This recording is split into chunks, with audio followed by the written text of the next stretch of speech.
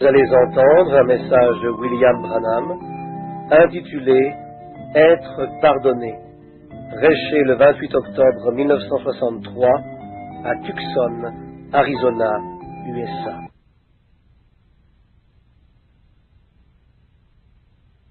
Restons debout un moment pour prier. Inclinons nos têtes maintenant. Notre Père céleste, nous reconnaissons que c'est un véritable privilège que de se tenir ici parmi les sauvés et de pouvoir chanter ce vieil hymne glorieux de l'Église, « Seigneur, je crois », de voir la foi de nos pères toujours vivante dans le cœur des enfants à travers les âges. Et comme le chant nous l'a justement dit, nous sommes en route vers Canaan. Nous prions, Père, s'il y a ici quelqu'un qui n'a pas encore pris la décision, qui ne soit pas encore venu à la place où il puisse dire « Crois seulement la parole », je prie pour que ce soit le soir où ils vont prendre cette décision finale, accepter Christ comme sauveur et être remplis de son esprit. Nous te remercions pour ce groupe appelé les hommes d'affaires du plein évangile et pour ce qu'ils croient et pratiquent, pour leur droiture. Nous sommes heureux de savoir que dans notre pays, il y a des hommes dans le monde des affaires qui prennent le temps de te servir et d'en parler aux autres, dépensant leur argent et leur temps pour aider les autres, chemin faisant, devenant citoyens du royaume de Dieu. Nous te remercions pour nos frères prédicateurs ici ce soir, ceux qui tiennent le flambeau, montrant à ce monde de ténèbres qu'il y a un chemin qui mène à la gloire. Pour chacun des membres de l'Église du Dieu vivant, et pour ceux qui sont venus et les nouveaux venus, nous prions maintenant, au moment d'ouvrir ta parole, que tu vas la partager selon les besoins de chacun. Et lorsque le service sera terminé ce soir, que nous retournions chez nous et qu'il y ait des nouveaux-nés ajoutés dans ton royaume. Ou peut-être qu'il y a quelqu'un ici ce soir, Seigneur, qui est très malade et a besoin de toucher le grand médecin. Puisse-t-il le recevoir ce soir? Accorde-le, Seigneur, et nous te donnerons toute louange. Nous le demandons dans le nom de Jésus, ton Fils. Amen. Vous pouvez vous asseoir. C'est un des meilleurs moments de ma vie, quand je peux me tenir devant vous et parler de la joie de ma vie, Jésus-Christ, et ce qu'il représente pour moi. Aussi d'avoir le privilège de partager cette joie avec quelqu'un qui n'a jamais eu cette joie. Je parlais l'autre jour, j'étais un garçon prédicateur, je suis dans le ministère depuis 33 ans, et j'ai vécu avec une réputation d'un jeune garçon prédicateur. Mais j'ai dépassé ce stade-là. Je suis en train de devenir le vieux prédicateur. Mais chaque jour, comme le chant le dit, il devient plus doux qu'il n'était le jour précédent. Et lorsque je commence, j'ai passé la marque centrale, je regarde vers le soleil couchant, quand j'ai le privilège de me tenir devant les hommes d'affaires et les femmes de cette communauté, que je leur parle de quelque chose qui leur tient à cœur plus que toute autre chose dans le monde, la vie éternelle. Je ne crois pas qu'il y ait quelque chose de plus grand que je puisse penser être plus grand que la vie éternelle. Quand vous êtes jeune, vous commencez à penser à... Bien, en tant qu'un jeune garçon, vous jouez au policier, les petites filles découpent des poupées de papier. Au bout d'un certain temps, c'est l'éducation, l'instruction. Alors, allez-vous marier la fille aux yeux bruns ou celle aux yeux bleus? Ensuite, il faut payer la maison, faire l'éducation des enfants. Et où êtes-vous rendu? Mais je suis si content qu'il y ait quelque chose de réel, de vrai, lorsque ceci sera fini. Vous entrez dans quelque chose qui est plus important que ces autres choses. Oui, elles sont essentielles, certainement qu'elles le sont. Qui sera la mère de et le père de nos enfants, et notre maison, et ainsi de suite, et l'éducation de nos enfants. Mais même tout cela périsse, cela s'en va. Mais la vie éternelle est la plus grande chose que je connaisse. Cela m'a satisfait lorsque j'étais un jeune garçon, et cela me satisfait actuellement entre deux âges, et je suis certain que lorsque les rideaux tomberont sur ma vie, je serai heureux d'aller rencontrer celui pour qui j'aurais vécu. Maintenant, au frère Tony, le président de ce chapitre, je suis heureux de fraterniser avec lui ce soir, avec frère Carl Williams, d'autres frères de l'exécutif de ce chapitre, ou des représentants et tous les visiteurs ici présents. Nous sommes heureux d'être ici. Une fois, je prêchais, je crois que c'était à Little Rock, Arkansas, dans le Robinson Memorial Auditorium. Un homme fut guéri. Il avait été plusieurs années à utiliser des béquilles, s'asseyant dans la rue, vendant des crayons. Il pouvait, juste tordu, ses côtes étaient paralysées, se mouvoir. Les gens étaient très peinés pour lui. Un soir, il vint dans l'assemblée. Il reçut une carte de prière, se présenta dans la ligne et fut guéri. Le jour suivant, il portait ses béquilles sur son dos, marchant dans la rue d'un bout à l'autre en témoignant. J'essayais de parler. Après un moment, il se leva et dit, « Frère Branham, il dit, je suis un peu comme un bout d'imagination. Il dit, lorsque je vous ai entendu parler, il dit, j'ai pensé que vous étiez un Nazaréen. C'est ce qu'il était. Et il continua, et je vis tellement de pentecôtistes ici. Quelqu'un dit que vous étiez pentecôtiste, et je vous entendis dire que vous étiez baptiste, que vous aviez été ordonné dans une église baptiste. Il dit, je ne sais plus quoi penser, qu'êtes-vous? Je répondis, oh, c'est facile, je suis un pentecôtiste, nazaréen, baptiste, tout à la fois. Lorsque je suis devenu pentecôtiste il y a quelques années, le Seigneur m'y envoya, lorsqu'il ordonna que je devais prier pour ses enfants malades. L'église dénominationnelle à laquelle j'appartenais en ce temps-là ne croyait pas à la prière pour les malades ou la guérison divine. Cela leur était étranger. Ils me dirent que je deviendrais un genre de saint comédien. Bien, peut-être que je suis devenu un saint comédien, je ne sais pas, mais je suis terriblement heureux, quoi que je sois devenu. Quelqu'un a dit que j'avais perdu l'esprit. Je dis alors, laissez-moi simplement tranquille comme cela. Je suis plus heureux de cette manière que je l'étais de l'autre. Aussi, je me sens bien de cette manière. Et ça a été une joie inexprimable. Mais lorsque je vins parmi les pentecôtistes, je pensais qu'il n'y avait qu'un groupe. Je découvris qu'ils étaient divisés en autant de groupes qu'il y en avait dans l'église baptiste d'où je viens. Je ne me suis pas associé à aucun groupe. Je me tiendrais au milieu d'eux et je dirais, nous sommes frères. Vous voyez, ce fut mon attitude depuis ce temps, pour voir la grande église du Dieu vivant, unie dans la foi, la prière et les efforts. Quand les hommes d'affaires du plein évangile établirent leur organisme, parce qu'ils ne sont pas une organisation, ils sont un organisme, cela prit tous les groupes et me donna une place et ils me prirent sous leur aile. Je suis très reconnaissant pour cette occasion de parler pour les hommes d'affaires chrétiens, parce que dans cette condition, je puis exprimer ce que je crois dans tous les groupes en même temps. Et ce fut une grande chose pour moi. J'appartiens à une organisation, les hommes d'affaires du plein évangile. Et pour faire cela, il y a maintenant en Afrique, où nous avons l'intention de nous rendre dès maintenant en Afrique du Sud, où le Seigneur nous donna une des plus grandes assemblées que je crois il nous ait jamais données, c'était en Afrique du Sud, là où nous avons vu 30 000 personnes recevoir Christ comme sauveur durant le seul service de l'après-midi. On enregistra 30 000. Le matin suivant, pendant que Sidney Smith, le maire de Durban, m'appelait au téléphone à l'Assemblée, nous étions quelques 200 000 au stade ou à la piste de course, et il me dit, va à la fenêtre et regarde dehors. Je vis venir 7 grands camions, et ces grands camions anglais faisaient presque la longueur de cette pièce. Ils étaient pleins de béquilles, de chaises roulantes et de choses laissées par les gens la journée précédente. Ils marchaient derrière les camions, chantant les mains dans les airs. Ils chantaient le chant que vous chantiez il y a quelques minutes. Crois seulement, tout est possible. Dans mon cœur, je dis, Seigneur, ce sera un jour mémorable pour moi. Et les quelques jours, le jour, j'étais là pour seulement 3 jours, et j'y retourne maintenant. Là, 3 jours, je ne sais pas ce qui s'est passé. Ceci arriva par un miracle que le Seigneur fit sur l'estrade.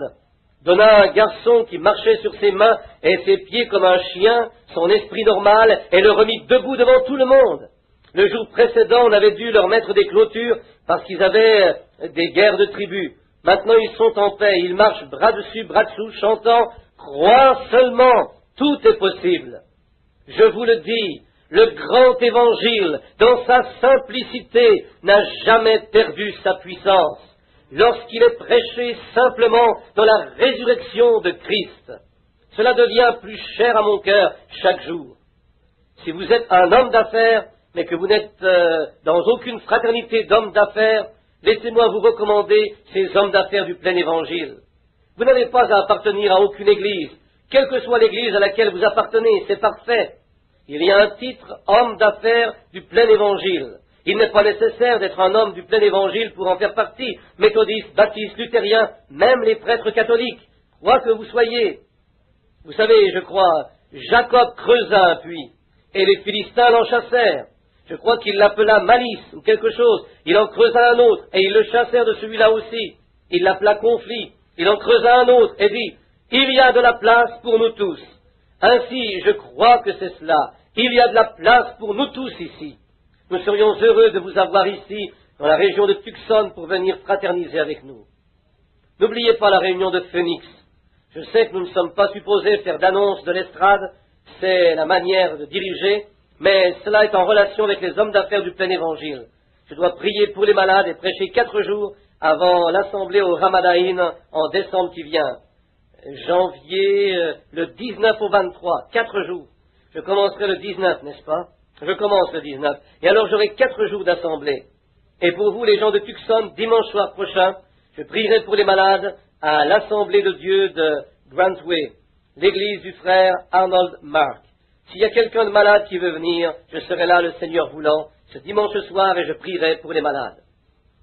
Et maintenant, que les bénédictions de Dieu reposent sur vous. Si vous avez vos Bibles, je voudrais aller rapidement dans la parole, car je sais que beaucoup d'entre vous travaillent demain. Je vous parlerai ce soir d'une écriture que je prendrai dans le livre des Romains. Romains, chapitre 8, versets 28 à 32 inclus. Romains 8, 28. Nous savons du reste que toute chose concourt au bien de ceux qui aiment Dieu, de ceux qui sont appelés selon son dessein. Car ceux qu'il a connus d'avance, il les a aussi prédestinés à être semblables à l'image de son Fils, afin que son Fils fût le premier-né entre plusieurs frères. Et ceux qu'il a prédestinés, il les a aussi appelés. Et ceux qu'il a appelés, il les a aussi justifiés. Et ceux qu'il a justifiés, il les a aussi glorifiés. Que dirons-nous donc à l'égard de ces choses? Si Dieu est pour nous, qui sera contre nous?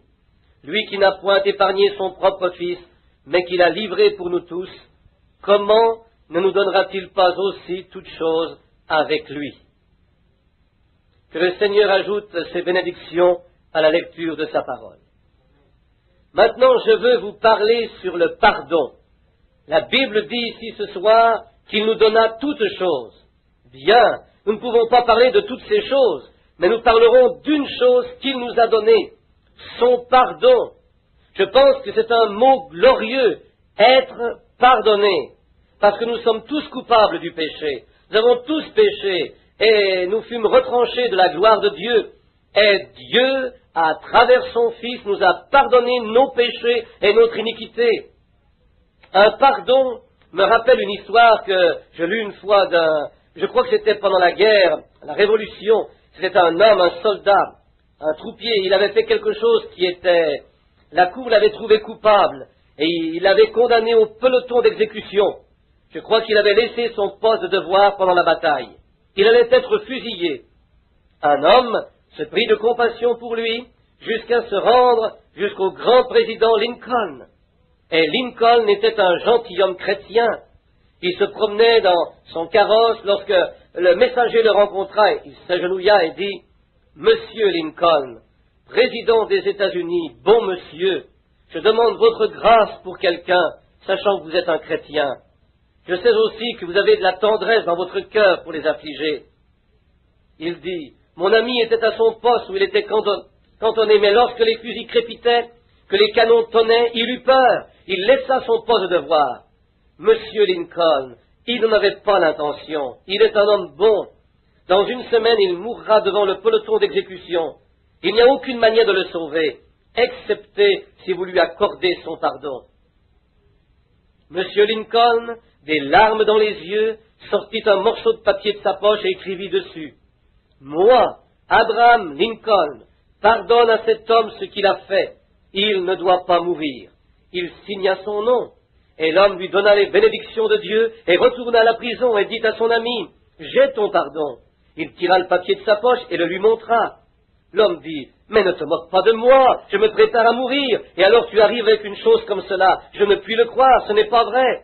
N'importe qui peut avoir signé ceci, Abraham Lincoln. » Il lui dit, « Mais c'est la signature du président. » Cela dit, tu es pardonné. Il tourna le dos et s'éloigna. Il mourut devant le peloton d'exécution. Et voilà qu'arrive une libération provenant du président Abraham Lincoln, le président des États-Unis, pour libérer l'homme. Mais il a été exécuté. Ceci passa devant la Cour fédérale, et voici la décision. Un pardon n'est pas un pardon tant qu'il n'a pas été accepté comme un pardon. Ainsi ce soir, j'ai lu que Dieu nous a donné toutes choses. Il nous donna le pardon. C'est le pardon pour ceux qui acceptent la parole de Dieu comme un pardon. Mais c'est le fait de le lire ne signifie pas que vous êtes pardonné. Cela signifie que vous devez l'accepter comme votre pardon, que Dieu donna son Fils pour mourir à votre place. Alors c'est un pardon. Affranchi de la culpabilité est ce que nous voulons sur ceci. Un pardon de Dieu est un affranchissement de culpabilité. Non le détournement par une doctrine psychologique de quelque chose qui pourrait en quelque sorte vous donner une petite sensation que vous avez fait ce qui est bien en joignant une église ou en acceptant un credo. Mais c'est un affranchissement de votre culpabilité par la puissance du calvaire. Quelque chose vous a libéré. Il n'y a plus de culpabilité. La Bible dit, je crois que c'est en Romains 5:1, il n'y a plus de condamnation pour ceux qui sont en Christ Jésus, qui vivent non selon la chair, mais selon l'esprit. Maintenant, quand un homme est affranchi du péché, homme ou femme, il n'y a plus de désir dans leur cœur de rechercher les choses du monde. Ils sont gratuitement pardonnés, ils deviennent de nouvelles créatures en Christ Jésus.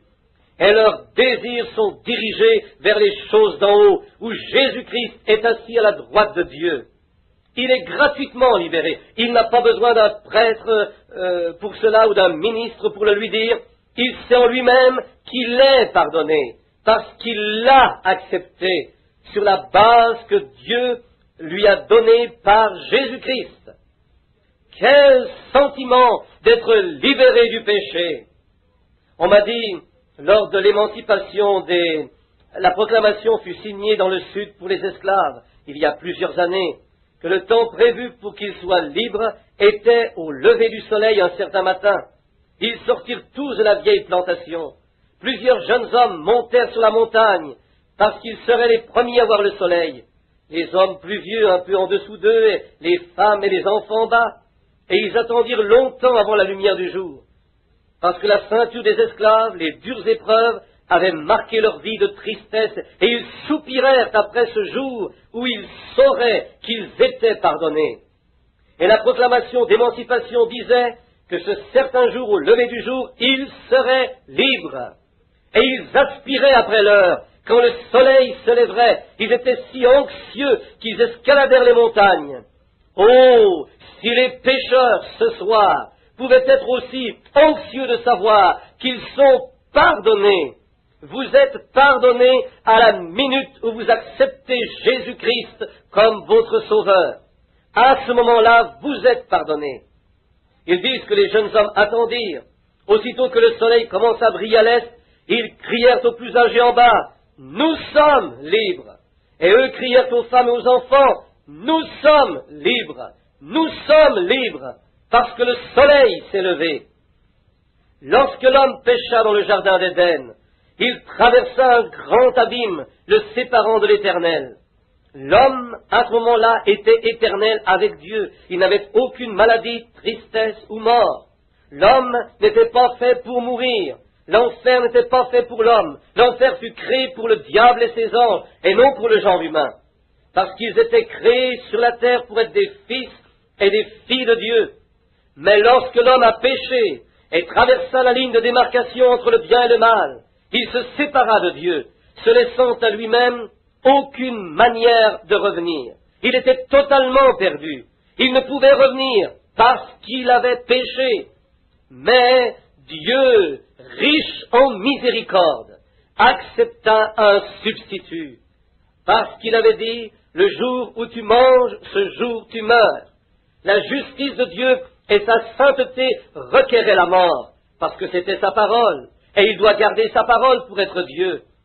Et maintenant, l'amour qu'il avait pour le genre humain, et encore il les voyait séparés de lui, et la fraternité qu'il avait avec ses enfants dans le jardin d'Éden, et cette condition de cœur brisé qui devait exister pendant tout ce temps-là, parce que sa parole disait, le jour où tu en mangeras, tu mourras. Alors nous devons nous fier à cela. Quoi que Dieu dise, c'est la vérité. Cela doit se réaliser. Dieu ne peut pas reprendre sa parole, vous voyez, parce qu'il est infini et qu'il est éternel. Sa première décision est sans retour. Il n'a pas à la reprendre parce qu'il a appris plus à son sujet. Il est infini pour commencer. Et à cause de cela, quand Dieu dit quelque chose, c'est parfaitement de cette manière. Cela ne peut pas changer parce que c'est la décision parfaite. Et la manière dont Dieu agit sur ceux qui acceptent sa décision, il agira pour toujours comme cela sur les sujets qui acceptent sa décision. Ainsi, s'il a sauvé un homme d'une certaine manière une fois, la manière qu'il l'a fait la première fois sera toujours la même. Si Dieu a promis la guérison aux malades, sur la foi de ceux qui le croient, cela demeurera la manière. Il ne peut pas la reprendre. La manière demeurera toujours la même. Maintenant, Dieu accepta un substitut pour l'homme dans le jardin d'Éden. Et c'était la manière du sacrifice de sang. Le sang devait payer le prix. Et c'était pour toujours la même chose. Il n'y a jamais eu d'autre manière ou autre chose pour remplacer. C'était le sang. La seule manière que Dieu acceptait pour le retour de son enfant, c'était ce sang substitut. Aucun autre prix ne pouvait être payé. Rien d'autre ne faisait. Aucun autre prix n'est accepté. Rien d'autre ne fait. La première décision de Dieu est toujours parfaite. Et c'est éternel. Et nous savons que c'est vrai. Parce que Dieu ne peut pas mentir et il ne peut reprendre sa parole. Depuis ce temps, ce fut la seule manière de Dieu et le seul lien de fraternité avec l'homme. Maintenant le sujet était, maintenant le mot mort signifie séparation. Lorsque nous mourons de cette manière, ça ne signifie pas, notre mort physique ne signifie pas que nous sommes morts. Jésus a dit, celui qui croit en moi, même s'il est mort, vivra. Celui qui vit et croit en moi ne mourra jamais. La mort de laquelle il est question ici, c'est la séparation de la présence de Dieu. Mais la mort physique que nous devons traverser ici n'est pas la mort. Nous sommes toujours dans la présence de Dieu. Nous nous déplaçons d'un endroit à un autre plus près de lui, en sa présence. Ce n'est pas la mort que nous appelons, la mort comme nous l'appelons ici. Souvenez-vous, il dit à la fille qui était mourue, la fille de Jaïr, elle n'est pas morte, mais elle dort. Ils rirent de lui avec mépris, sachant qu'elle était morte. C'était leur manière de dire, elle était morte, mais Jésus dit, elle dort. Il s'avança et la réveilla, et elle revint à la vie. Maintenant, d'Adam à nos jours, l'homme a essayé d'avoir ses propres substituts. Il a fait de son mieux pour faire quelque chose de mieux que ce que Dieu avait fait alors. Et c'est la nature de l'homme. L'homme essaye toujours d'améliorer quelque chose, le faire d'une manière différente. Il veut injecter ses propres idées dans le plan de Dieu. C'est pour cela que nous sommes séparés ce soir, les chrétiens de ce monde, par des barrières dénominationnelles. Cela se produit parce que l'homme a injecté ses propres idées dans le plan de Dieu. D'Adam à nos jours, comme je l'ai dit, ce fut de cette manière. Adam exprima la manière de penser de l'homme dans le jardin d'Éden lorsqu'il se fit un tablier en feuilles de figuier pour rencontrer Dieu. C'est quelque chose qu'il fit lui-même. À partir de la feuille de figuier, il a essayé l'éducation, les puissances, les villes, les idoles, la civilisation, la dénomination. Mais ça demeure toujours la même chose. Dieu n'accepte que ses sujets sous le sang. C'est tout. L'éducation est une faillite totale. Plus nous devenons instruits, plus nous nous éloignons les uns des autres. Les dénominations faillissent. Nous posons des lignes et des barrières. Chacun essaye de placer sa dénomination plus haut que l'autre. Cela brise la fraternité. La civilisation n'apporte que la confusion. Les villes et les puissances et tout le reste ont failli. Le plan de Dieu demeure toujours le même, sous le sang. Le sang doit être un sang démontré dans le jardin. En reculant dans le temps plutôt d'Israël, quand Israël a dû tuer l'agneau et mettre le sang sur les linteaux et les poteaux de porte, Dieu exigeait cela. Ce signe doit être là. Cela n'a aucune importance qu'ils soient des Israélites circoncis. Ils peuvent avoir confessé que nous croyons chaque mot que Jéhovah dit. Mais cela ne l'excluait pas. Ils devaient montrer le signe. Le sang doit être montré. C'est ce qui doit être ce soir. Je crois que chaque chrétien doit montrer le sang de Jésus-Christ qu'il a nettoyé des choses du monde sans égard. En ce temps-là, le signe doit être sur la porte. Cela doit être là. Aucune différence si la maison est religieuse, si les gens sont religieux, si leurs enfants sont bien élevés, s'ils fréquentent l'Église assidûment, comment ils ont démontré les choses que Dieu a dites. C'est encore à cette dernière heure où sont démontrées la vie et la mort que le sang doit être démontré. Ce sang démontre qu'un substitut innocent a été pris à la place de l'adorateur. Et la chimie du sang, le sang rouge lui-même, était un signe sur la porte que cette maison était en sécurité sous le sang. Maintenant, cela était un type. En ces derniers jours, nous revenons encore à l'heure où Dieu délivre son Église. Je le crois. Aussi certain que ce sang doit servir de mémorial, ainsi est le signe pour être requis aujourd'hui. Maintenant, il ne pouvait pas prendre la chimie du sang du Seigneur Jésus et le placer sur la porte de chaque cœur. Mais vous voyez, en ce temps-là, un animal mourait, et c'était un agneau. Pour montrer que l'animal était mort, le sang était là sur la porte. Aussi le sang qui était dans l'animal ne pouvait venir sur l'adorateur, parce que l'animal n'a pas d'âme. Ainsi la vie de l'animal ne pouvait venir sur l'adorateur. Mais aujourd'hui, quand le sang du Fils de Dieu fut répandu au calvaire pour notre pardon et notre délivrance, la vie qui était dans ce sang était Dieu lui-même.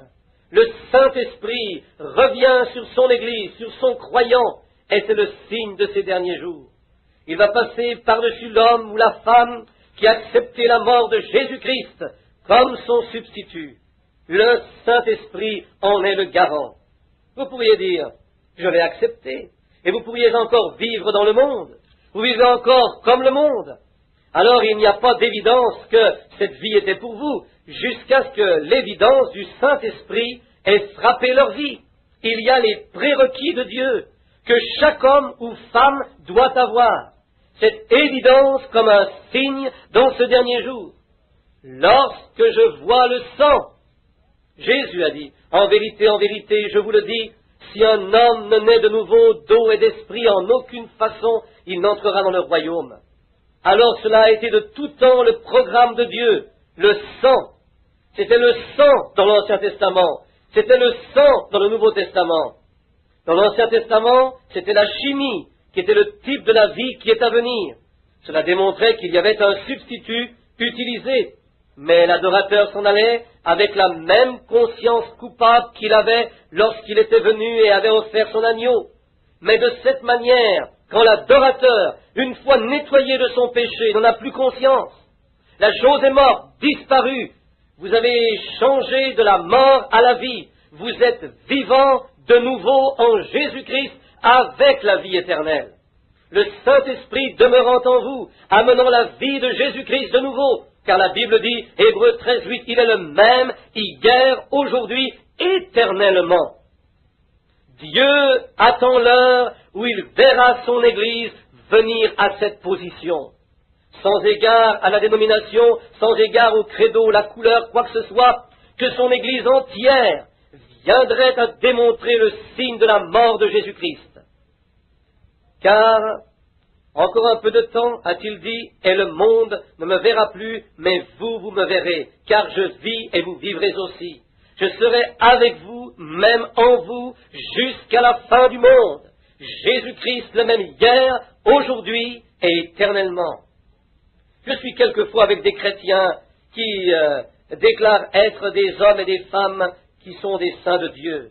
Et ils ont honte de témoigner, ils ont honte de dire Amen, ils ont honte de chanter les chants de Sion, ils sont gênés partout. J'aime me trouver parmi les gens qui n'ont pas honte de l'évangile de Jésus-Christ. Même si cela semble une hérésie, ils n'ont pas honte. Quelque chose est arrivé, et c'est plus que la vie pour eux. C'est la vie éternelle, parce qu'ils ont accepté le substitut de Dieu. J'aime ce genre de chant. Il y a un moment, là en arrière, je priais pour quelques personnes qui avaient été amenées. Ce service n'en était pas un de prière. Je pouvais les entendre chanter, frapper dans leurs mains. Et nous nous demandions, mais même si je les ai vus aller venir sur le plancher, ce qu'ils appellent danser dans l'esprit, au début, je critiquais cela. Lorsque j'ai vu les pentecôtistes danser dans l'esprit, je me disais, qu'est-ce que c'est? Ce doit être une stupidité. Alors je me mis à lire la Bible.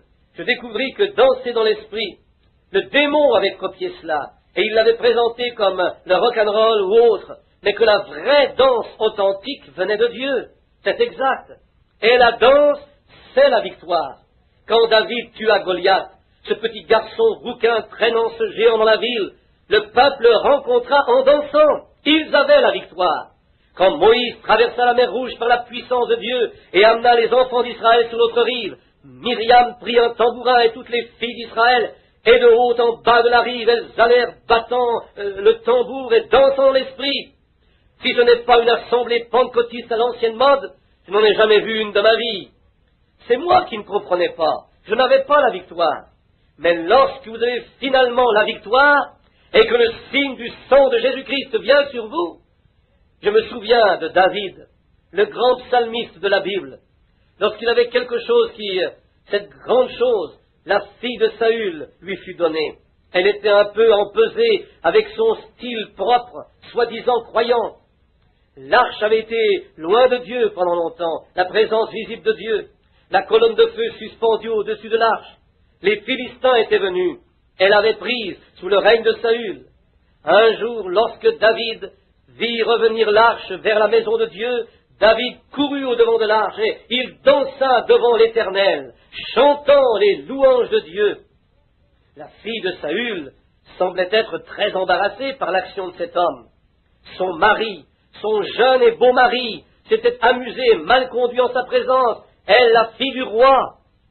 David dit, si tu n'aimes pas cela, surveille bien ceci pendant un petit moment. Et tout autour de l'arche, il alla encore dansant dans l'esprit. Elle était très embarrassée.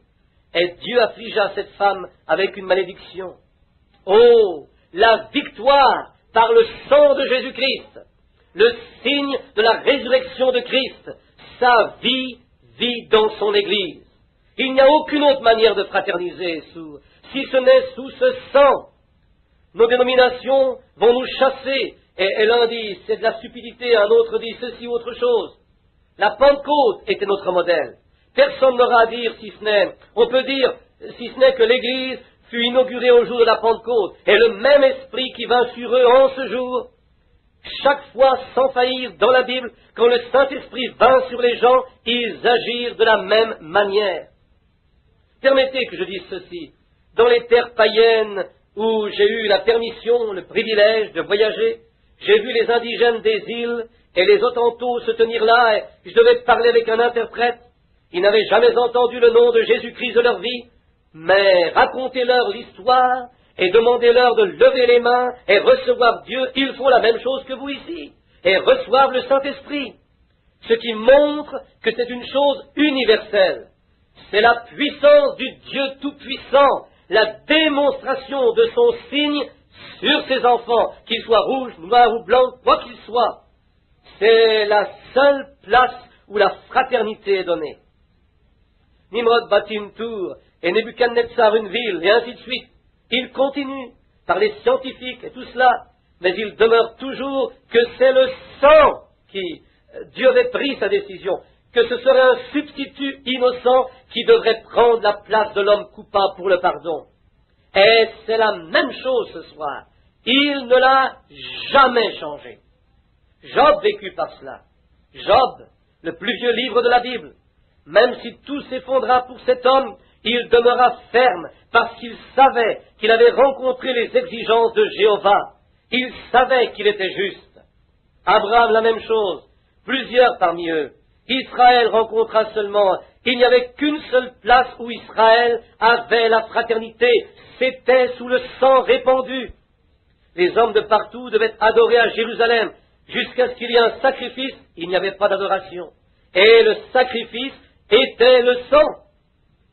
Aujourd'hui, aussi instruites que semblent être les nations, et aussi cultivées qu'elles paraissent, avec toutes leurs recherches scientifiques pour briser un atome et tout ce qui prend place, pour lancer une fusée sur la Lune, ou envoyer en l'air un satellite ou quoi que ce soit, toutes nos recherches scientifiques, toutes nos dénominations, toute notre éducation, toutes nos écoles nous ont encore plus éloignés de Dieu que nous l'étions au commencement.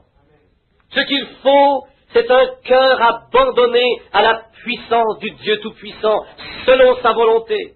Et le Saint-Esprit viendra comme signe sur cette personne. Ces signes accompagneront ceux qui croient. Cela demeure toujours. Dieu l'a dit. Allez dans le monde, prêchez l'Évangile à toute créature. Celui qui croira et sera baptisé sera sauvé. Celui qui ne croira pas sera condamné. Et ces signes suivront ceux qui croient. C'est la manifestation du Saint-Esprit que Dieu a accepté l'adorateur, car l'Esprit et la vie qui étaient en Christ viennent dans l'adorateur. Pouvez-vous imaginer un juif d'autrefois sous le sang versé? Il arrive, descend dans la route, c'est le jour des propitiations, des expiations, il va faire un sacrifice, il a un beau jeune taureau gras, c'est l'exigence de Jéhovah, ou nous dirions peut-être qu'il a un agneau, un bel agneau gras, ce sera inspecté par le prêtre pour voir s'il y a un défaut, et alors il va au lieu d'adoration. Il réalise qu'il est un pécheur, il a fait ce qui était mal. Maintenant, il pose ses mains sur ce sacrifice. En posant ses mains sur le sacrifice, il s'identifie avec son sacrifice. Alors, quand la gorge est coupée, que sa vie est prise, ses mains posées sur lui, pendant que sa vie s'en va, il sent la douleur, pendant que cet animal meurt, et que le sang gicle sur ses mains. Il réalise que cet animal prend sa place. Il s'en retourne justifié, parce qu'il a fait exactement ce que Jéhovah lui demandait de faire. C'est la même chose qu'avec les chrétiens aujourd'hui. Ce n'est pas signer une carte disant que vous allez venir à l'école le dimanche, pendant tant de jours ou tant de dimanches dans une année. Ce n'est pas en faisant une promesse que vous ne boirez pas pendant 6 mois. Ce n'est pas cela. C'est de mettre vos mains sur le sacrifice auquel Dieu a pourvu, son pardon, la tête de Jésus-Christ, et sentir les larmes de la chair au calvaire. Et alors, vous identifiez avec lui dans le baptême, qu'il est mort et ressuscité. Ainsi vous êtes ensevelis en son nom pour ressusciter en nouveauté de vie, pour marcher comme une nouvelle créature en Christ, quand vous le faites avec sincérité. En faisant cela à l'invitation de Jéhovah, et ils se sont justifiés. Maintenant le juif peut être justifié parce qu'il a fait ce que Jéhovah l'invitait à faire. Finalement, c'était bien, Jéhovah fit cela, et c'était ce qu'il demandait. Mais finalement, cela devint une tradition familiale. Cela devint le jour des expiations. Et peut-être que les Juifs faisaient ce qui était faux. Il a dit bien, je crois que c'est le jour des expiations, je suis mieux de descendre avec mon agneau. Vous voyez? C'est devenu une affaire de famille. Ils n'y sont pas allés avec sincérité. Ils l'ont fait parce que la famille le faisait. C'est simplement ce que nous devrions faire. Toutes les familles le font. Aussi nous devrions le faire. C'est exactement où est rendu notre christianisme. C'est exactement où notre mouvement pentecôtiste arrive. C'est une tradition de famille. Vous voyez? Nous ne nous identifions pas à notre sacrifice, que nous sommes morts avec notre sacrifice. Nous disons, oh, nous sommes chrétiens, car je suis allé et je me suis joint à l'Église. Se joindre à l'Église, c'est bien, mais jusqu'à ce que vous soyez identifiés, que vous ayez posé vos mains sur lui, que vous et lui deveniez un, jusqu'à ce que l'Esprit de Christ vienne en vous et vous en Christ, jusqu'à ce que vous deveniez fils et filles de Dieu. Il ne semble pas y avoir la sincérité qu'il doit y avoir. Ça devient un rituel. La même chose que c'est actuellement. C'est un rituel pour les gens de devenir chrétiens. Ici, il y a quelque temps, j'ai demandé à une jeune dame dans la ligne de prière, « Êtes-vous chrétienne ?» Elle a répondu, « Eh bien, je suis américaine, que je sache. » Comme si cela avait quelque chose à y faire. Une américaine. C'est beau d'être un américain, mais cela ne fait pas de vous un chrétien. Vous devez naître de nouveau. Une autre femme à qui j'ai demandé, êtes-vous chrétienne? Eh bien, elle fut prise au dépourvu. Elle dit, je tiens à vous dire que je fais brûler un cierge chaque soir. Comme si cela avait quelque chose à y voir. Vous devez être identifié à Christ et sa vie manifestée en vous. c'est alors que vous êtes identifié à Christ, quand Christ vit en vous. Ce n'est pas un rituel, ce n'est pas appartenir à une église. Tout cela est bien, mais vous voyez la réelle sincérité. Lorsque nous venons au service de guérison, vous remarquerez le discernement dans la ligne. C'est constamment dire aux gens de se repentir. Vous voyez, vous allez à... Nos prières sont devenues une tradition. Nous nous agenouillons le soir et disons, Seigneur, bénis celui-ci, celui-là, et bénis lui et elle, fais ceci, fais cela, aide Jean, fais tout cela. Vous faites de Dieu un serviteur, vous en faites un genre de garçon errant. Oh Dieu, tu fais ceci, tu fais cela, tu fais ceci. Ce n'est pas la manière dont Jésus nous a parlé, qu'il nous a montré pour prier. Il a dit de prier comme ceci.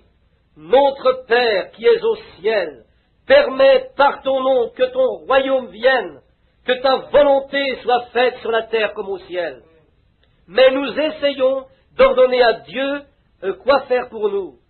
C'est la raison pour laquelle les églises se refroidissent. C'est pour cela que le grand réveil qui vient de frapper la terre a amené des millions dans les églises. Ils sont arrivés à l'endroit où ils prennent ces expériences et ainsi de suite comme une tradition. Au lieu d'être religieusement attristés et laisser le Saint-Esprit faire son travail en vous et créer en vous une nouvelle vie, vous rendre si affamés d'aller à l'église que vous ne pouvez en rester éloignés. Alors c'est cela, pas signer un billet, joindre et avoir comme cela. C'est d'être, avoir la vie de Christ en vous, ce qu'il attend de faire. Il y a quelque chose en vous qui vous pousse. Comme je disais à un jeune homme hier en parlant, une petite entrevue, je lui ai dit, j'avais l'habitude de passer près d'une petite source lorsque j'étais garde-chasse en Indiana. Et il y avait, c'était la plus heureuse source que j'ai jamais vue dans ma vie. De grandes sources en Indiana. Elles bouillonnent de cette belle eau froide, cette eau calcaire. Et un jour, je me suis assis près de la source pour lui parler, comme Moïse a dû le faire avec le buisson ardent pour lui parler. J'ai dit, petite source, qu'est-ce qui te rend si joyeuse que tu bouillonnes tout le temps? Que je vienne le printemps, l'automne, l'été, n'importe quand, tu bouillonnes. Est-ce que c'est parce que peut-être tu es si heureuse que les lapins viennent à toi pour boire? Eh bien maintenant, si elle pouvait parler, elle dirait, non, ce n'est pas cela. Je lui dis, bien peut-être parce que les chevreuils viennent boire. Elle a dit, non, ce n'est pas cela. Je lui ai dit, bien, c'est peut-être parce que je viens de temps à autre et que je bois de ton eau. Non, ce n'est pas cela. Je suis heureuse que tous viennent et boivent comme cela. Mais ce n'est pas la raison qui me fait bouillonner tout le temps. Bien, qu'est-ce qui te fait bouillonner comme cela? Pourquoi es-tu si heureuse, toujours jaillissante? Si elle pouvait parler, elle dirait, ce n'est pas moi, c'est quelque chose derrière moi qui me pousse. C'est comme cela avec une expérience chrétienne. Ce n'est pas quelque chose que vous essayez de fabriquer, c'est quelque chose derrière qui travaille en vous. C'est la vie éternelle qui progresse, jaillissante. Comme il a dit à la femme au puits, ce sera une fontaine jaillissant jusque dans la vie éternelle. C'est quelque chose dans l'adorateur, quand il est identifié avec Christ, parce qu'il sait qu'il est vivant. Mais nous ne voulons pas que ce soit une tradition. Quand Israël vint à l'endroit où ils firent une tradition des commandements de Dieu et de leurs sacrifices, c'est alors que le puissant Ésaïe leur fut envoyé par Dieu avec le « ainsi dit le Seigneur ». Quelque part, de quelque manière, Dieu peut toujours mettre la main sur un homme qui n'a pas peur de démasquer la chose. C'est cela. Quelque part, un endroit. Ésaïe se leva, si vous voulez lire Ésaïe 1, je l'ai écrit ici, Ésaïe leur dit, vos sacrifices que Jéhovah exigeait sont devenus une puanteur à mes narines. Je les déteste, ainsi que la graisse de vos béliers et de vos génisses et tout le reste. Dieu les détestait. La chose précise qu'il leur ordonnait de faire, parce qu'ils en avaient fait un rituel. Dieu le méprisait parce que c'était un rituel. Nous pouvons faire la même chose, la parole de Dieu. Vrai. Quand nous y venons comme à une tradition, comme à un rituel, nous devons y venir comme au « ainsi dit le Seigneur ». Si Dieu l'a promis, Dieu va se tenir avec sa promesse. Il est plus grand que sa promesse. Il l'a toujours été. Il est capable, comme Abraham l'a dit, d'accomplir ce qu'il a promis de faire. Il est toujours capable de le faire, de garder sa parole. Maintenant, Ésaïe leur a dit toutes les choses qu'ils avaient faites. Ils les avaient faites sans sincérité. Ils les avaient faites parce que tous les autres les faisaient. Ils étaient devenus le faisant aussi parce que c'était une exigence de Jéhovah. Et toute la famille le faisait, les mères le faisaient, les grands-pères le faisaient. Pourquoi ne pourrait-il pas le faire? Maintenant, nous faisons la même chose. Mon grand-père était presbytérien, je suis presbytérien. Mon père était baptiste, moi aussi je suis baptiste. Ainsi de suite. Mon père était pentecôtiste, je suis aussi pentecôtiste. N'est-ce pas cela? Nous venons à la place où nous réalisons que nous nous sommes séparés. Nous sommes séparés de Dieu. Et nous venons sur la base du sang répandu de Jésus-Christ. Sous ce sang, c'est là que sont les baptistes, les méthodistes, les luthériens, les presbytériens, les pentecôtistes. Ils peuvent tous se rencontrer sur un même terrain, sans égard à la tradition ou au rituel. Ils peuvent se rencontrer là, sous une même chose, et c'est le sang de Jésus-Christ. Jusqu'à ce que l'Église revienne à sa place, s'éloigne de ses rituels et retourne au plan original de Dieu, où les hommes sont nés dans le royaume de Dieu et non recrutés dans une Église, c'est alors que la fraternité va régner partout, et l'Esprit du Seigneur couvrira la terre comme l'eau couvre la mer. Quand on en vient au moment où les hommes peuvent oublier leurs différends et venir ensemble fraterniser sous le sang. Nous ne pouvons pas tous venir sous la tradition baptiste, ou la tradition presbytérienne, ou la tradition méthodiste, ou la tradition pentecôtiste, mais nous pouvons tous nous rencontrer et fraterniser sous le sang de Jésus-Christ, parce que c'est le plan original de Dieu. C'est vrai. Amen. Il y a le pardon. Un méthodiste peut regarder un baptiste et tourner sa tête de côté, et un baptiste regardera un pentecôtiste, et le pentecôtiste au baptiste, à leur tradition. Mais lorsqu'ils se rencontrent sous la croix, ou le sang de Jésus-Christ lave tous les hommes du péché, il est une nouvelle créature en Christ Jésus. Il est un frère. Peu importe quelle marque il porte, il est un frère. Car c'est un terrain où nous pouvons tous nous rencontrer. C'est la manière de faire de Dieu. Ces autres choses sont des credos d'hommes. Mais le plan original de Dieu pour le pardon, c'est sous le sang de Jésus-Christ. C'est le plan de Dieu pour le faire. Oui, les traditions en ces jours. Le grand prophète cria, il dit, « Vos traditions sont sans puissance, elles sentent mauvais devant moi, n'ayez aucune foi en elles. » Le peuple fait des offrandes, il n'a aucune foi en ce qu'elles peuvent faire. Maintenant, posez-vous vous-même la question, est-ce que cela ne ressemble pas à aujourd'hui? Bien que nous détestions le dire, nous devons y faire face quelque part. Il y a quelque chose de mauvais quelque part. Pourquoi?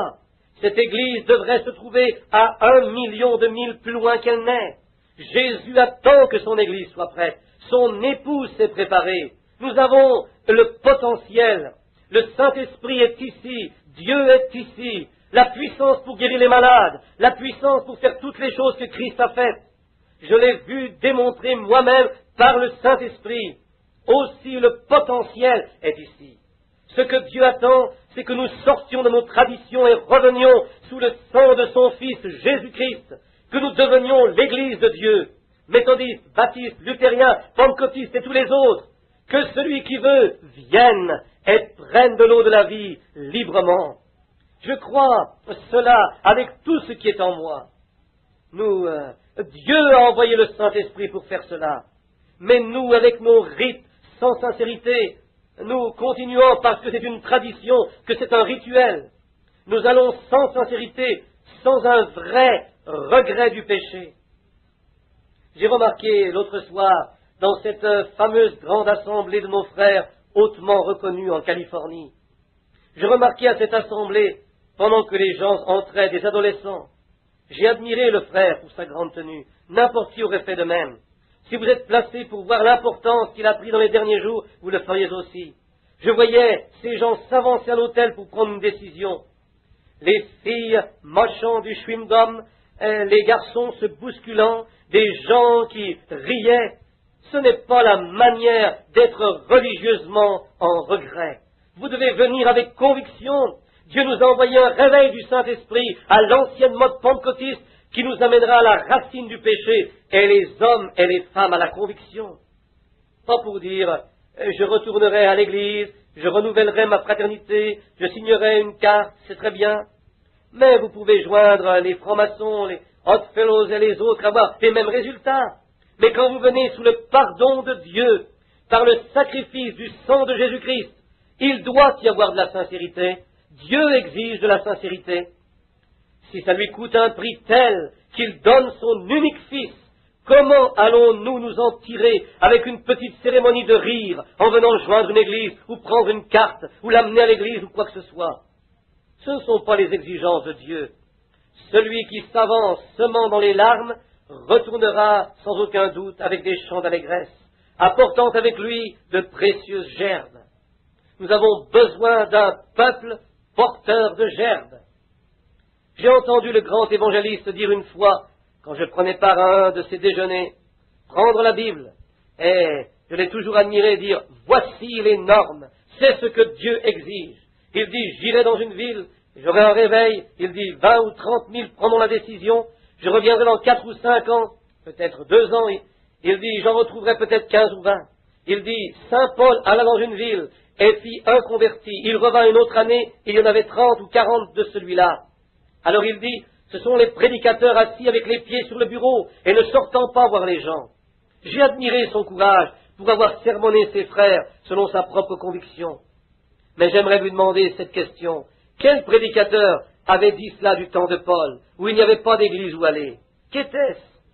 Paul, le relevant d'une tradition, d'une signature de carte, au baptême du Saint-Esprit, quand son âme était en feu pour Dieu, il devait témoigner et dire certaines choses.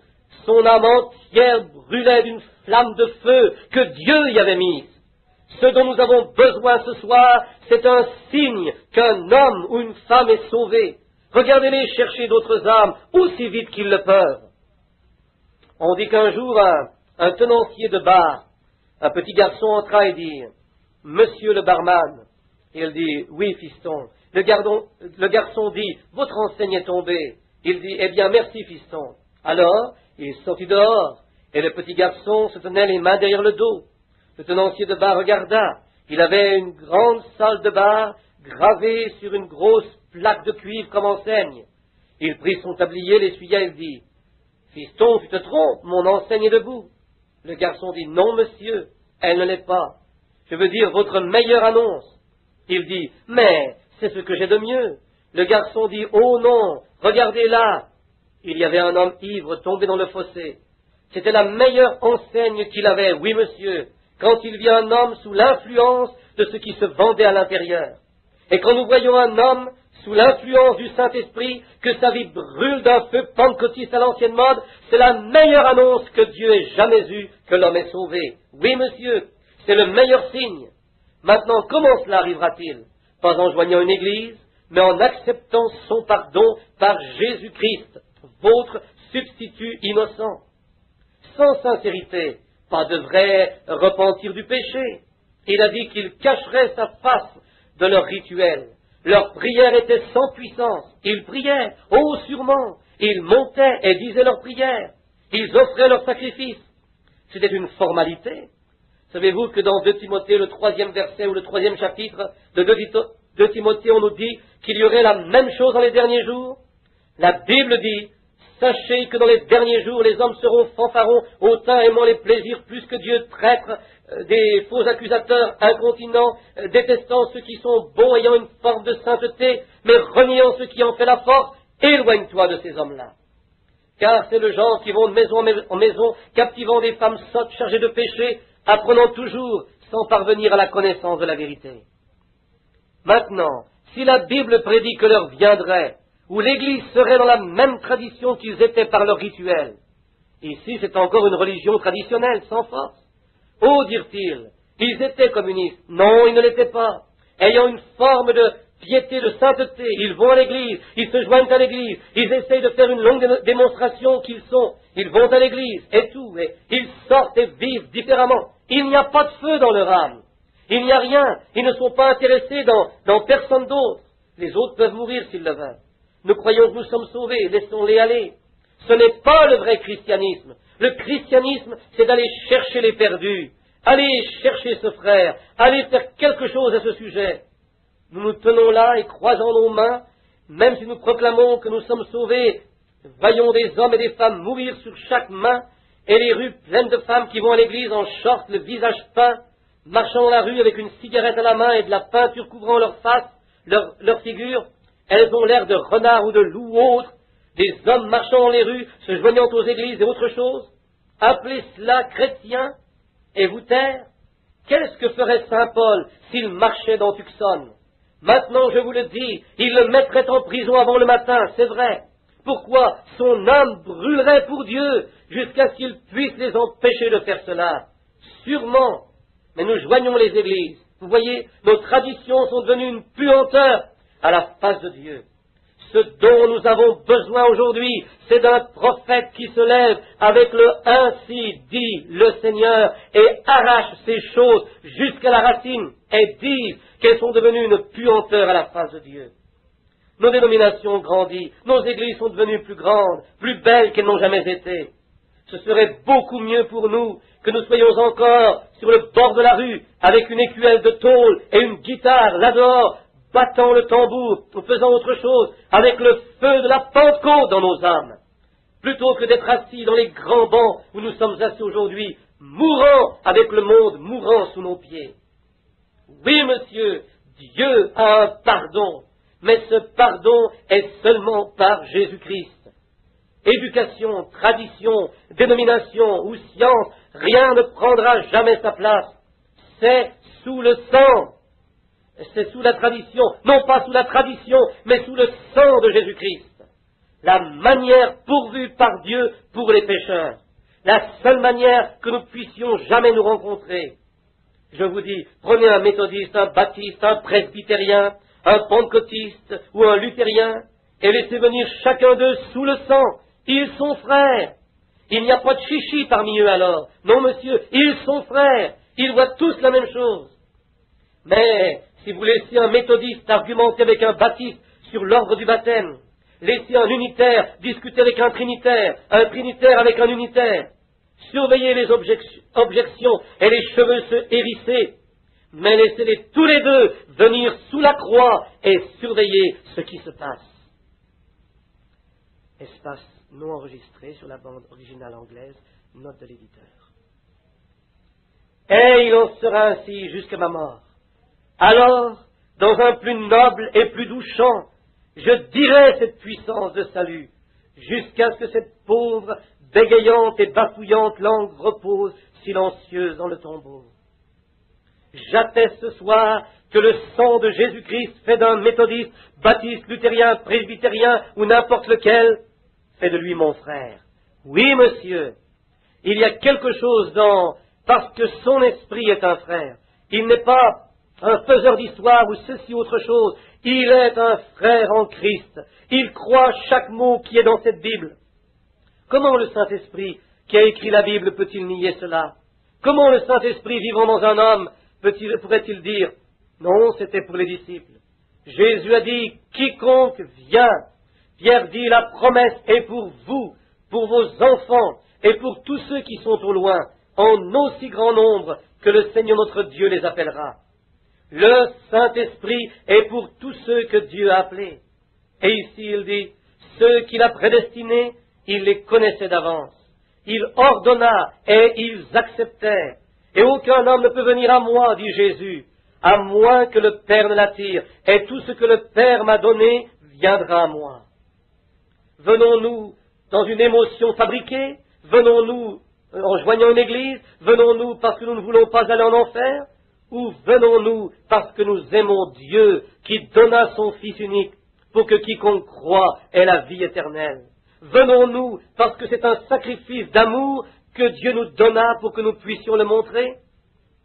Dieu est une religion sans puissance. Leur religion est sans force. Ainsi, que doit-il faire à ce jour?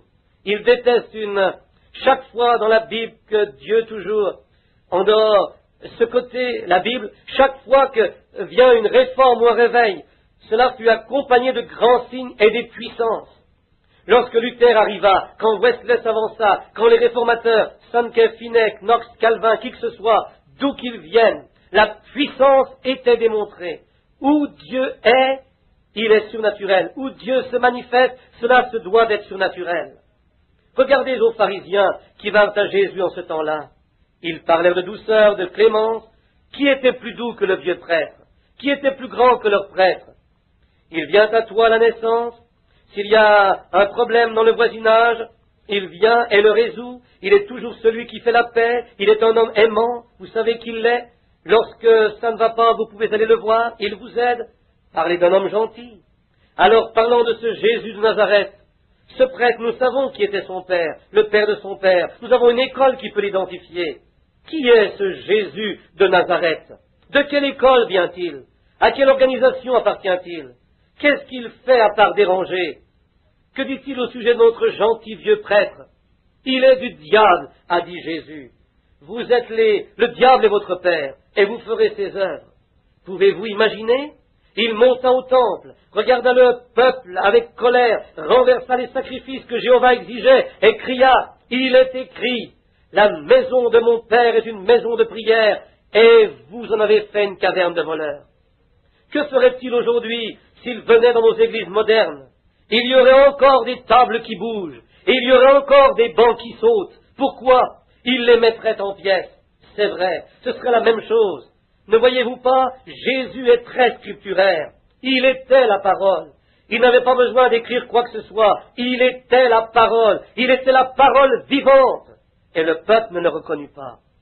Comment un homme aujourd'hui, sur les principes de quoi Jésus a promis ces signes à tout le monde, et cette bénédiction à tout le monde, que le Saint-Esprit descendrait comme il l'a fait au commencement sur quiconque Dieu appellerait.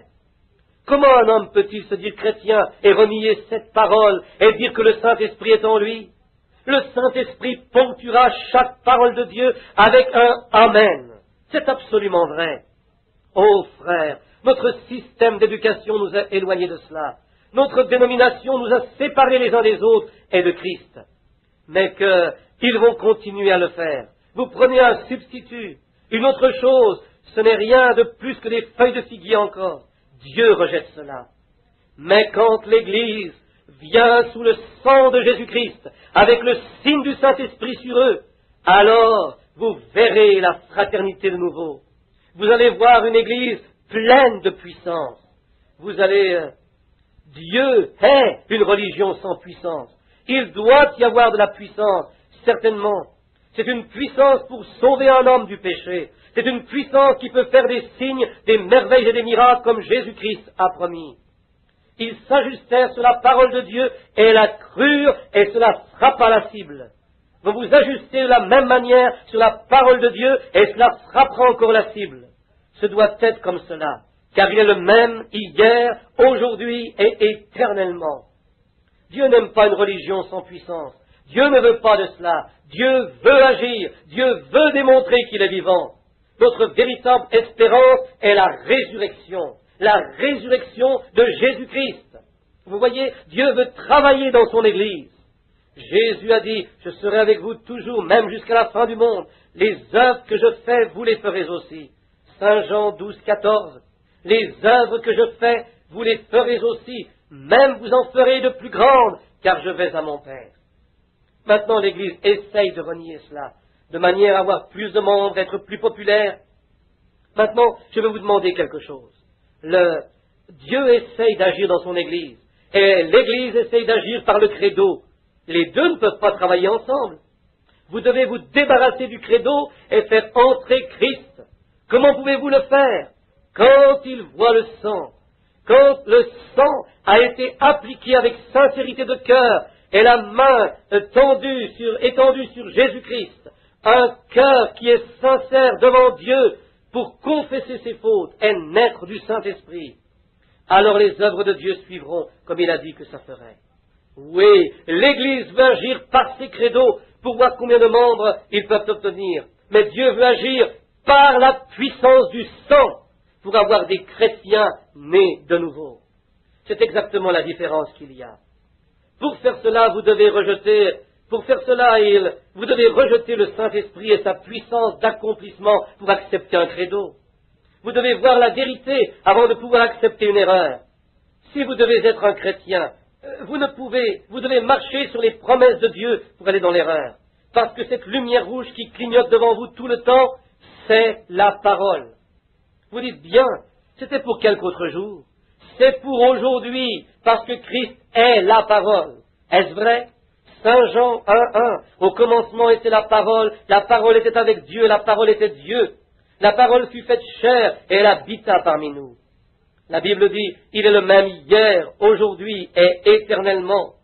Ainsi, si Christ est la parole, chaque promesse est vraie. Et c'est la même chose hier, aujourd'hui et éternellement. Cela doit être cela. Cela prend une foi née de nouveau pour le croire et le mettre en action. Seulement, vous ne pouvez le faire avec la tradition. Ça ne marchera pas. Vous devez venir à ce sang. Il n'y a rien d'autre. Après qu'Ésaïe ait dit à Israël qu'ils avaient pollué leur substitut par leur tradition, apparut un autre prophète, avant que nous ne terminions. Un autre grand prophète vint sur la scène, et c'était Jean le Baptiste. Maintenant, il leur montra un agneau qui ferait non seulement pour Israël, mais toute la race déchue d'Adam. Il dit, Dieu allait envoyer un agneau. Cet agneau serait pour les gentils, les juifs, et quiconque viendrait. Ce ne fut pas très long que l'agneau fut cloué à sa croix autel. Son sang fut répandu, le Saint-Esprit revint. Maintenant, quand le vieil agneau animal mourait, l'esprit de l'animal ne pouvait revenir. Ainsi ce sang était seulement appliqué à la nation. Mais maintenant, pour toute la race d'Adam, l'agneau de Dieu qui fut répandu, le sang, le signe, revint sous la forme du Saint-Esprit pour venir sur l'adorateur. Maintenant, c'est ce que Dieu exige, c'est ce qu'ils firent en ce jour, et c'est ce qu'ils font aujourd'hui. Maintenant, si quelqu'un sent le poids du péché, et que vous savez que vous avez tort, écoutez, il y a le pardon, et ce pardon est à travers l'agneau de Dieu. Croyez-vous cela? C'est par l'agneau, par le sang de l'agneau. On m'a raconté une petite histoire une fois. Elle m'a beaucoup aidé. Il y avait un garçon qui fut enlevé il y a longtemps. Je suppose que vous avez tous suivi l'histoire de la Bible et l'histoire de l'Église. Et alors je crois que c'était Fox, non ce n'est pas cela, c'était les pères de Nicée ou la vie de Saint Patrick. Saint Patrick était, dans les faits, c'était seulement un nom qu'on lui avait donné. Son nom était Susca. Il avait été enlevé par une bande d'écumeurs de mer et fut engagé pour être éleveur de porcs. Et cette histoire dit que le gamin fut enlevé et pris à bord d'un bateau, et qu'il travaillait pour son passage. Le vieux capitaine tomba malade un jour et se mourait presque, et il était malade loin sur la mer. Le vieil homme à barbe grise était étendu dans sa cabine. Il appela ses aides, ses hommes de pont, et dit, « Est-ce que quelqu'un a une Bible ?» Il dit, « Quand j'étais un enfant, je fus élevé chrétiennement. » Il dit, « Homme, je me meurs, et je ne veux pas mourir comme cela. » Il dit, « Avez-vous la parole de Dieu? Est-ce qu'un homme ici a la parole de Dieu ?» Finalement, là en arrière du groupe d'hommes, un petit garçon se leva et dit, « Monsieur, j'ai une Bible, je suis un chrétien, j'en garde une avec moi. » Il dit, « Viens ici, fiston. Veux-tu dire que tu as une Bible dans ton barda ?» Le garçon dit, « Oui. Ma mère et mon père étaient chrétiens, et j'ai donné ma vie à Christ quand j'étais un tout petit gars. Je transporte sa parole avec moi partout où je vais. Je la mets sur mon cœur, et elle est dans mon cœur. » Il dit, « Lis-moi quelque chose là-dedans, fils, avant que je meure. » Et le petit garçon alla dans Ésaïe 53:5, et ça se lisait comme ceci, « Il fut blessé pour nos transgressions, il fut brisé pour nos iniquités, le châtiment qui nous donne la paix est tombé sur lui, et par ses meurtrissures, nous sommes guéris. » Et quand il dit cela, le vieux capitaine dit, « Peux-tu continuer ?» Le garçon dit, « Puis-je dire quelque chose ici ?» Le vieux capitaine dit, « Vas-y. » Il dit, « Ma mère qui était chrétienne, avant que je lui sois enlevé, vous savez, elle me lisait cette écriture souvent. Savez-vous comment elle me la lisait ?» Le vieux capitaine dit, « Non, fiston, j'aimerais que tu me le lises comme ta mère chrétienne te le lisait. » Il dit, « Voici la manière qu'elle le lisait. Il fut blessé pour les transgressions de Willie Pritt. Il fut brisé pour les iniquités de Willie Pritt. Le châtiment de Willie Pritt tomba sur lui, et par ses meurtrissures, Willie Pruitt fut guéri. Le vieux capitaine dit, j'aime cela, j'aime cela. Il dit, oh, si seulement mon nom pouvait être lu là-dedans. Il dit, penses-tu que tu pourrais le faire, fils? Le garçon dit, je vais essayer. Il dit, il fut blessé pour les transgressions de John Quartz. Il fut blessé pour les iniquités de John Quartz. Le châtiment qui apporte la paix à John Quartz tomba sur lui, et par ses meurtrissures, John Quartz fut guéri. Les larmes coulant sur sa barbe, il dit, va me chercher mon costume. Jésus-Christ m'a guéri, je lui donne ma vie. Vous voyez? Oh, si vous pouviez seulement lire votre nom là-dedans. Oh, si je pouvais lire mon nom. Il fut blessé pour les transgressions de William Branham. Il fut brisé, pas l'Église, pas ceci, pas le credo, mais il fut brisé pour mes iniquités. Le châtiment qui apporte ma paix est tombé sur lui, et par ses meurtrissures, William Branham a été guéri. Oh, si nous pouvions lire nos noms dans les Écritures avec conviction, c'est ce qui le fait, lire notre nom là, c'est l'acceptation, le pardon. Car quand nous réalisons qu'il fut blessé pour nos transgressions, il fut brisé pour nos iniquités.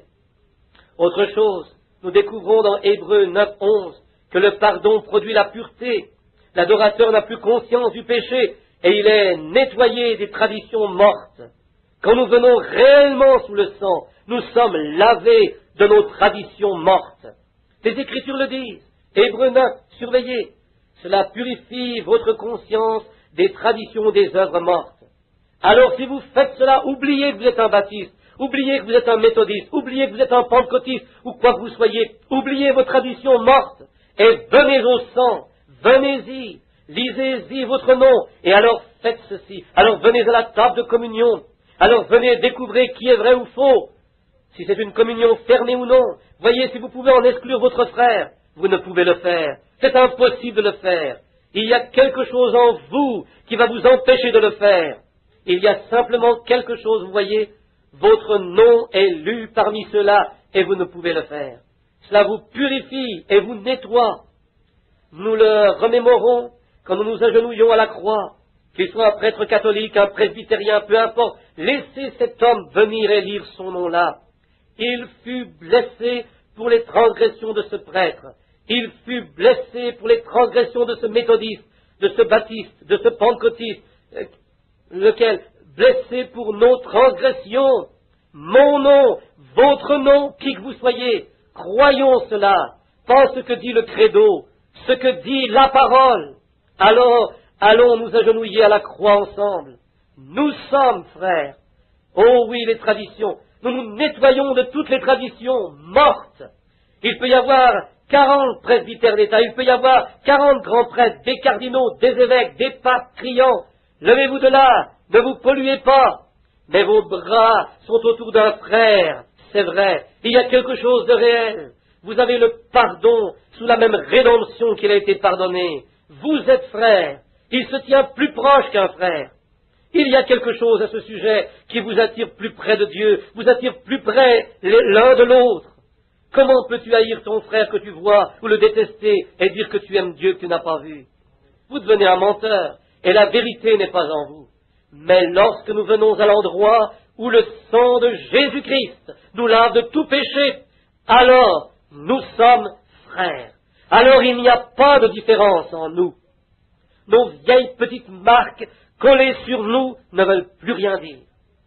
Je me souviens, l'autre jour, en rapport avec les frères assis ici, je passais la barrière où j'avais l'habitude de garder les bestiaux, et en passant par là, les bêtes étaient marquées par le gardien au début de l'été.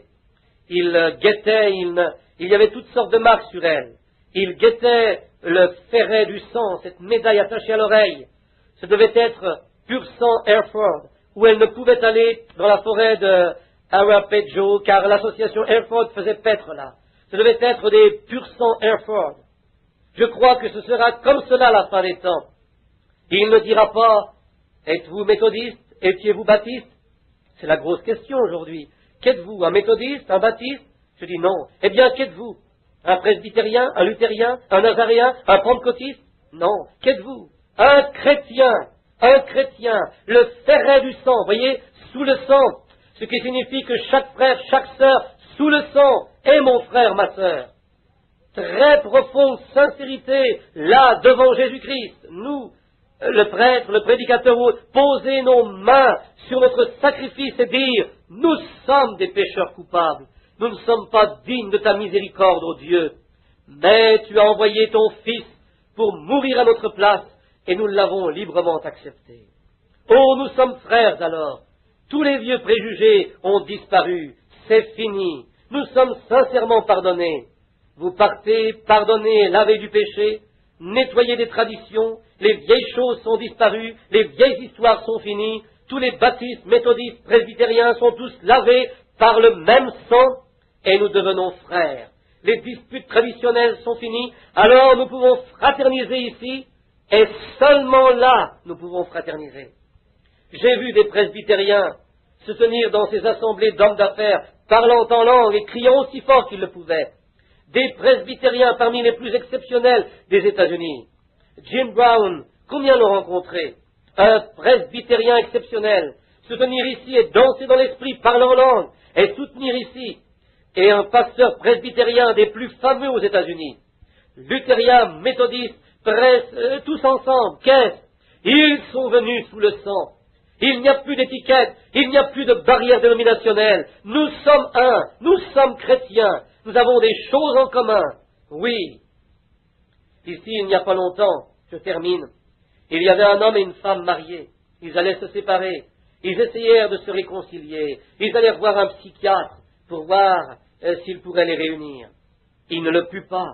Ils essayèrent toutes les choses qui leur venaient à l'esprit afin de demeurer ensemble. Mais peine perdue, rien n'y fit. Ils étaient continuellement divisés. Ils ne pouvaient se supporter. Alors, ils décidèrent de divorcer. Ils engagèrent un avocat pour s'occuper des procédures. Il leur dit, bien, avant que nous procédions, il nous faut vendre la maison. Et dit, vous seriez mieux d'y aller et de vous partager les biens avant de vendre la maison et de divorcer. Ainsi, le mari et la femme se rendirent ensemble à la maison. Ils allèrent dans le salon, et elle dit, je vais prendre ceci. Il dit, je vais prendre ceci, et ils discutèrent, mijotèrent, argumentèrent ensemble. Après un moment, il dit, je te donnerai ceci si tu prends cela. Très bien, tout alla bien pour un moment. Ils se rendirent dans l'autre salon et les autres pièces, la chambre à coucher, la cuisine. Ils se partagèrent les choses. Finalement, ils se souvinrent qu'il y avait des choses dans le grenier. Ils y montèrent. Et ils virent une vieille grosse malle. Ils commencèrent à étaler différentes choses, disant, tu peux avoir ceci, tu peux avoir cela. Finalement, leurs yeux rencontrèrent un petit objet. Ils se précipitèrent tous deux pour le prendre. Ils se regardèrent un moment. Qu'était-ce? Une paire de petits souliers qui avaient appartenu à leur bébé emporté par la maladie. C'était une partie d'eux-mêmes, là, avec leurs mains crispées sur cette chaussure de bébé. Réellement, à qui appartenait-elle? À qui était-ce? Elle leur appartenait à eux deux. Ils avaient quelque chose en commun. Pendant quelques minutes, ils se regardèrent. Les larmes commencèrent à couler sur leurs joues. Que se passait-il? Ils pouvaient se partager tout le reste. Mais lorsqu'ils arrivèrent à quelque chose qu'ils avaient en commun, cet enfant qui était au ciel, tout fut terminé. En quelques minutes, ils furent dans les bras l'un de l'autre. Et le divorce était réglé. La paix régnait.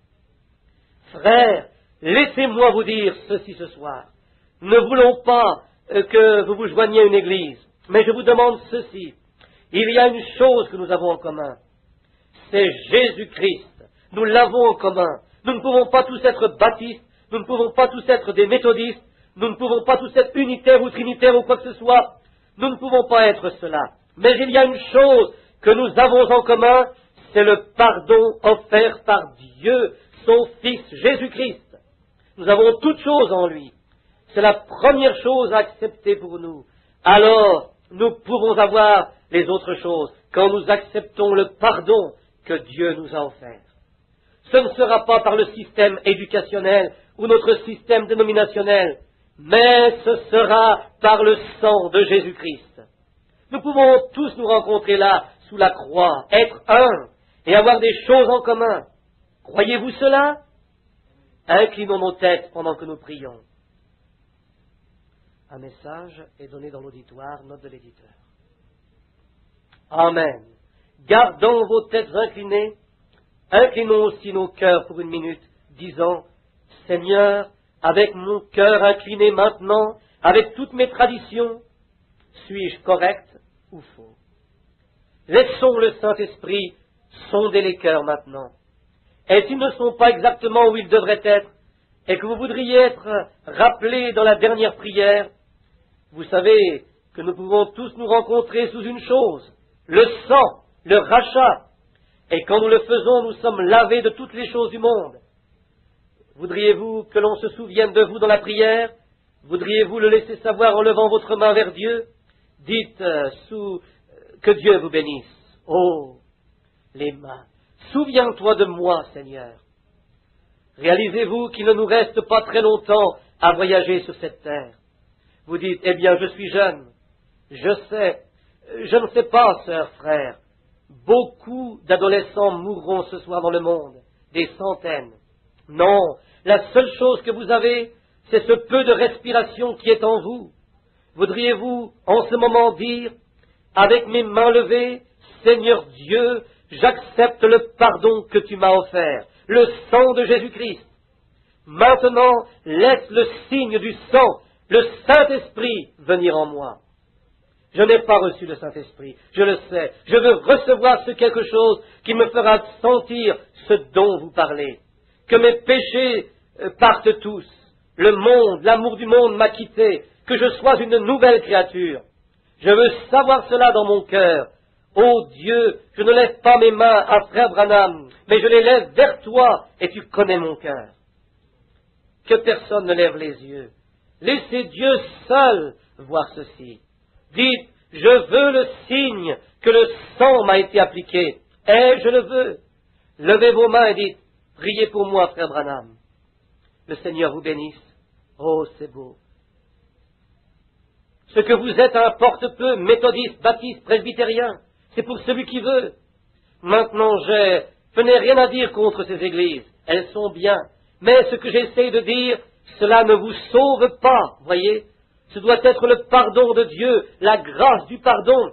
Et c'est seulement représenté par le sang de Jésus-Christ, pas par l'Église. C'est votre substitut.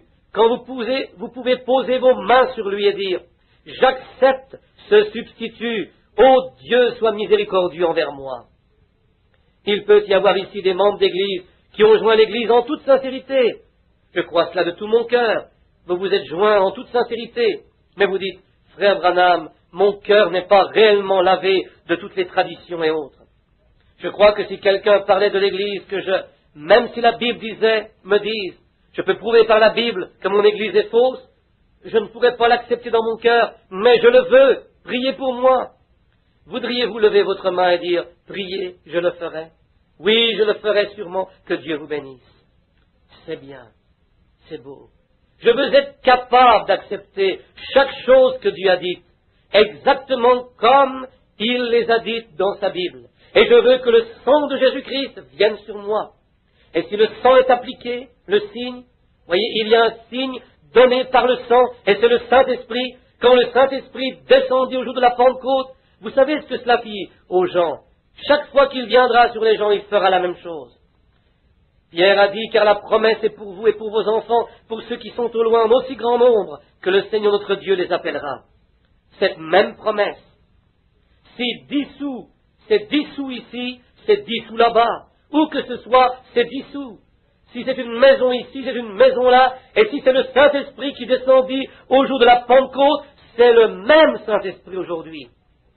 Et vous n'avez jamais trouvé cette expérience. Acceptez-la maintenant pendant que nous prions. Le voulez-vous? Notre Père céleste, sachant que le soleil descend rapidement, il n'y aura plus de temps. Un jour, le grand archange va s'avancer sur la scène du temps, venant de l'éternité.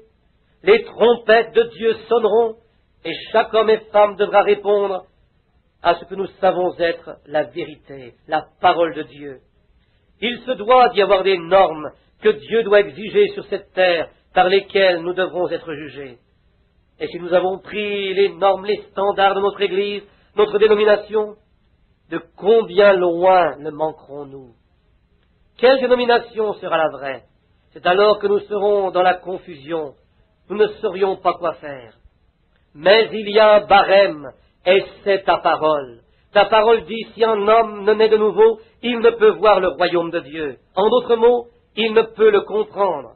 Il doit l'accepter par la foi et naître de nouveau, et alors il le comprendra. Voir, c'est comprendre. Ô Dieu, nous prions ce soir que beaucoup de ces mains qui se lèvent partout dans l'édifice, des hommes d'affaires de la ville, des femmes, des garçons et des filles, je crois qu'ils ont levé leurs mains avec sincérité. Maintenant, ils ne pouvaient pas lever leurs mains s'il n'y avait pas une conviction, et le Saint-Esprit près d'eux leur a prouvé qu'ils sont mauvais, et amené une conviction qu'ils veulent être justes. Et ils ont levé leurs mains vers toi, le grand Créateur, sachant qu'ils devront te rencontrer un jour. Ils étaient sincères, je crois, Seigneur. J'intercède pour chacun d'eux. Je crois ce soir en priant, Seigneur, que pas une des mains qui se sont levées puisse avoir du repos tant que le Saint-Esprit n'aura pas rempli leur vie. Accorde-le, Seigneur. Je les réclame comme trophée pour Jésus-Christ. Fais-le, Seigneur, je te prie. Sauve les perdus. Remplis du Saint-Esprit ceux qui ont accepté Jésus-Christ. Déverse-le sur leurs âmes, Père. Prends la gloire pour toi. Jésus, tu nous as dit, aucun homme ne peut venir à moi si mon Père me l'attire. Et la foi vient en entendant la parole de Dieu. Et maintenant, la parole de Dieu étant prêchée, la foi vient en entendant. Et ils ont été attirés, car la Bible dit, ceux qu'il a connus, il les a prédestinés. Ceux qu'il a prédestinés, il les a appelés. Et ceux qu'il a appelés, il leur a donné la vie éternelle. Au commencement, avant le monde, que le monde fut, tu as mis leur nom sur le livre de vie de l'agneau. Et ce soir, le Saint-Esprit a appelé. Ils ont levé leurs mains. Maintenant, Seigneur, donne-leur la vie éternelle. Je le demande pour la gloire de Dieu, que le Saint-Esprit descende dans leur cœur et les circoncise de toute œuvre morte et des traditions. Donne-leur le pardon gratuit et remplis-les de ta présence. Qu'ils puissent avancer à partir de ce jour dans les heures de ténèbres comme au jour de Sodome, quand les femmes au visage peint l'immoralité ébranla les nations.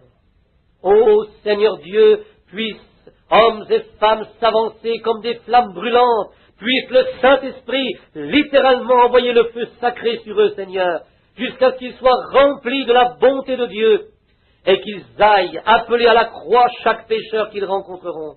Accorde-le, Seigneur. Où ils peuvent aussi tomber et trouver le pardon, fais-le pour les méthodistes, les baptistes, les presbytériens, les pentecôtistes, et tous, Seigneur. Accorde-le. Je les remets entre tes mains, que tu leur accorderas cela, au nom de Jésus-Christ.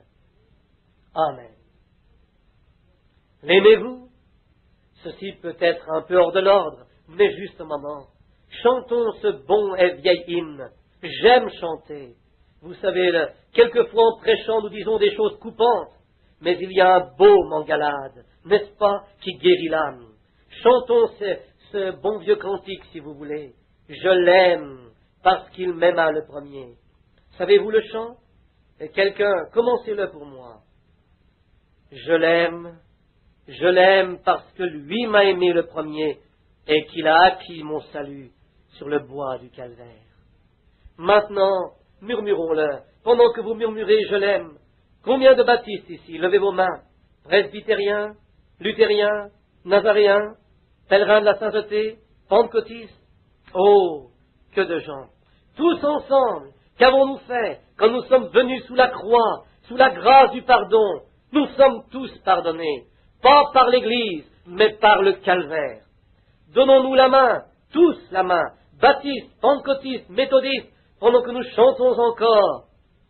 Je l'aime, parce que lui m'a aimé le premier, et qu'il a acquis mon salut sur le bois du calvaire.